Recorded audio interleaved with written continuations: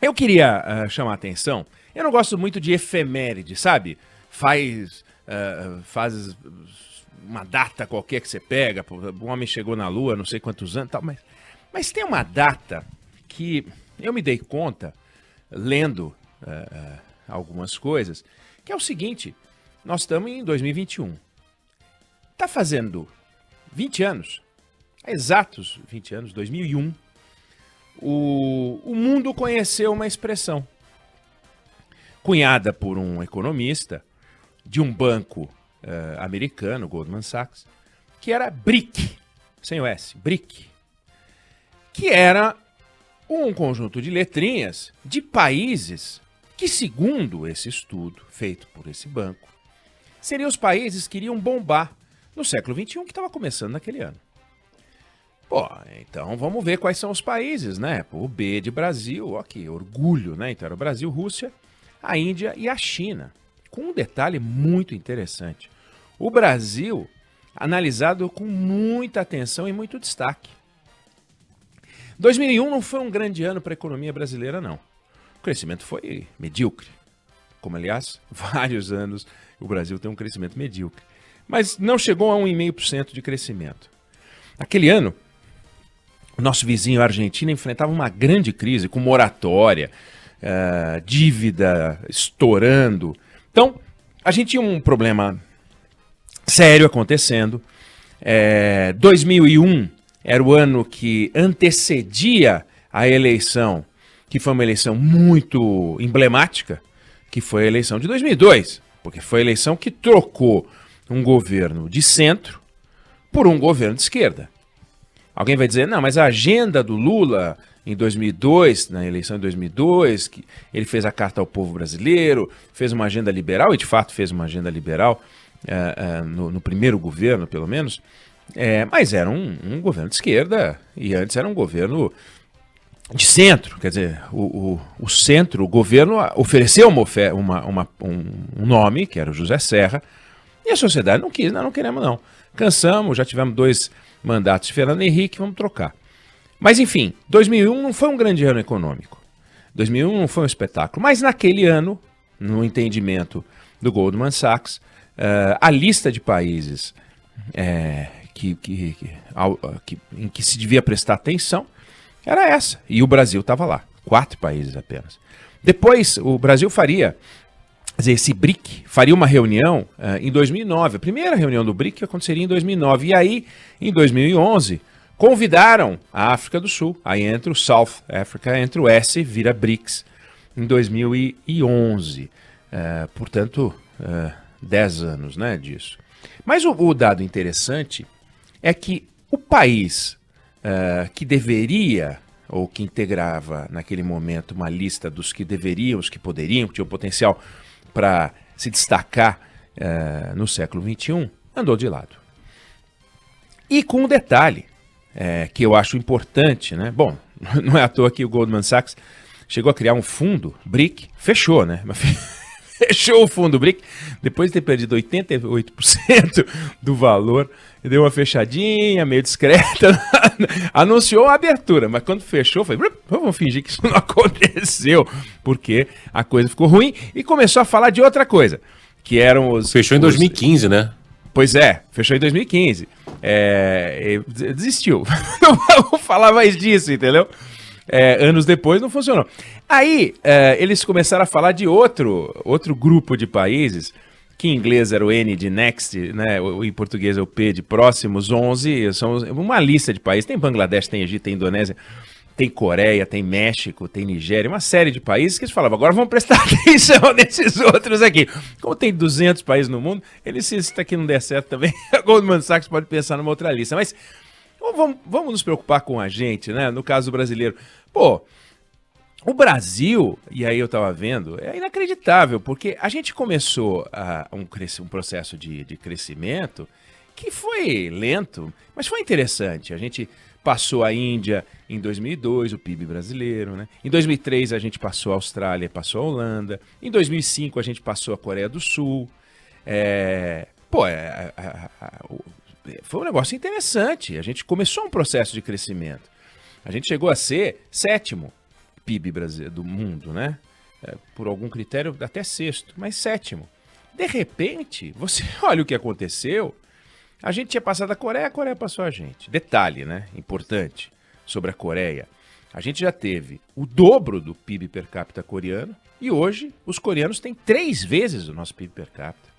O brasileiro já teve o dobro do PIB per capita. Opa! Coreano, e hoje os coreanos é que têm o triplo do nosso PIB per capita. É uma mudança de 6 vezes. É um negócio assim admirável. Se você é coreano. Lamentável se você é brasileiro. Mas então a gente passou a Índia, passou a Austrália, passou a Holanda, passou a Coreia e tal. De repente, Canadá passou a gente, Rússia passou a gente, Coreia passou a gente. Olha só, a gente foi perdendo gás. A gente não é o Usain Bolt. Bom, o resultado. Hoje a gente que chegou a ser sétimo, sexto, oitavo durante muito tempo, país no ranking, a gente é 12º. E no ano que vem, as projeções são de que a gente vai ser o 14º. 14ª economia do mundo. Veja, se quando você faz um ajuste, por exemplo, eu operei o meu joelho, né? Eu não vou nem mostrar, mas eu fico com a minha perna esquerda em cima de uma cadeira. Uma posição meio desconfortável, que eu fico meio de lado, assim. Mas é evidente que se eu for... que eu ando, né? Eu ando com uma muleta. Tenho andado com muleta. Então, se você medir a velocidade da minha corrida agora, ou medir a velocidade da minha corrida antes de eu operar, eu corria melhor antes, né, do que eu corro hoje, né? Óbvio, né? Não tem como. Mas eu estou num processo de recuperação, eu estou fazendo uma reforma administrativa no meu joelho. Então, quando você faz uma transformação, ou você faz uma reforma, ou você faz uma... Você tem um período de adaptação. Aí você fala, bom, mas quais são as reformas e as transformações e as mudanças que o Brasil está fazendo que produziram um certo desajuste, mas que lá na frente o joelho vai funcionar e a economia vai funcionar? Não tem. Não tem. Esse é o problema. Não tem.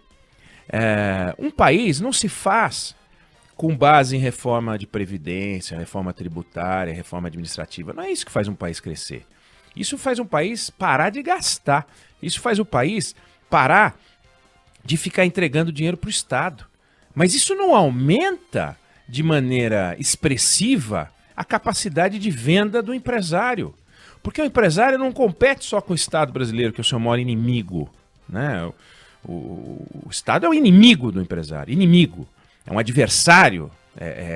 Ele rouba o dinheiro do empresário, ele rouba o tempo do empresário, ele rouba o tempo de todas as pessoas na sociedade brasileira. Ele te obriga a ir 6 vezes a um posto de saúde para saber se chegou a vacina. Ele te obriga a esperar 6 meses por uma cirurgia, por uma consulta com um especialista. Ele rouba seu tempo, ele rouba seu dinheiro, porque está lá dizendo que tem um especialista à sua disposição. Quando faz campanha, filma a ressonância magnética, o raio-x, mas te escraviza, te coloca para trabalhar para ele. É perverso, o Estado brasileiro é perverso, o Estado é perverso. Aí, mas não é a redução do Estado, o aumento de eficiência do Estado, seja lá o que for, que vai fazer o Brasil crescer. Isso é você tirar o espinho da pata do leão, né? O que vai fazer o país crescer é produção. E produção tem a ver com produtividade e produção em si. Você precisa produzir mais peças, mais coisas, por um custo menor por coisa. É educação, é qualificação de mão de obra. E aí a gente não está fazendo nada, me perdoe. Assim, o Brasil não está fazendo nada nesse campo. É um fracasso. 25% dos alunos que começam o ensino fundamental não terminam o ensino fundamental. Quer coisa mais revoltante do que isso? Dos 75% que terminam o ensino fundamental, 50%, olha só, então você tem 75%, passa a imaginar que agora são todos, né? Metade desiste no primeiro ano do ensino médio. Só 15% chega ao ensino superior. Ou seja, é um jovem que deveria ser estudante, mas ele não estuda. E ele também não trabalha. Também não consegue trabalho. Onde isso vai parar? Por que a Coreia do Sul, que tinha metade do nosso PIB per capita, hoje tem 3 vezes o nosso PIB per capita? Porque eles investiram naquilo que a gente não investe. Não é reforma tributária. Aí você vai encontrar nesses países, não, mas a taxa de... A carga tributária dos países que mais crescem é metade da brasileira. Vai ver se é só isso. Vai ver se é só isso. Vai ver se o sistema tributário é a única explicação. Vai ver se o tempo para abrir uma empresa também não é, sabe? 24 horas você monta uma empresa por um aplicativo e quando fecha, fecha. Vai ver se o processo vai ver se um idoso num desses países tem que dar prova de vida, tem que sair de casa de maca, tem que sair de casa de cadeira de rodas, tem que sair de casa para provar que existe, senão ele para de receber aposentadoria. Vai ver se é assim. Vai ver se nesses países você tem salários furando o teto. Não é reforma administrativa, isso é lambança, isso é desonestidade. Não é reforma administrativa. Um juiz que ganha 200 mil reais por mês, isso não é reforma administrativa, isso é cara de pau. E aí transforma isso num direito adquirido por ele, né? Vamos combinar, no Petrolão, vários direitos foram adquiridos, né? Os caras adquiriram vários, o Gedel adquiriu vários direitos. Direito sobre algumas malas, né? Direito adquirido daqui a pouco. Então não é essa a conversa. Então o Brasil, quando você olha, e não é só uma efeméride, portanto, que em 2001 a gente era o país para o qual se deveria olhar ao lado de outros, mas com destaque. Considerava o Brasil um país especialmente preparado para esse destaque, para lá na frente ser o destaque do século XXI. Estava escrito. E hoje a gente só andou para trás. Fizemos alguma coisa nesse período e aí a gente andou para trás. E com a agenda toda torta. Cadê a agenda da educação? Cadê a agenda da formação do trabalhador, da qualificação da mão de obra? Ontem o professor José Roberto Mendonça de Barros trouxe um dado assustador. Assustador. Na comparação com o trimestre anterior do ano passado, só houve aumento de emprego para os que têm formação superior. O resto não. E aí, como é que a gente vai ficar? Então, a gente tem que acordar, não é esse negócio o Congresso Nacional está perdendo tempo, a Presidência da República, o Ministério da Economia, os governadores, a agenda está muito ruim, a agenda está muito torta, eles estão muito egoístas.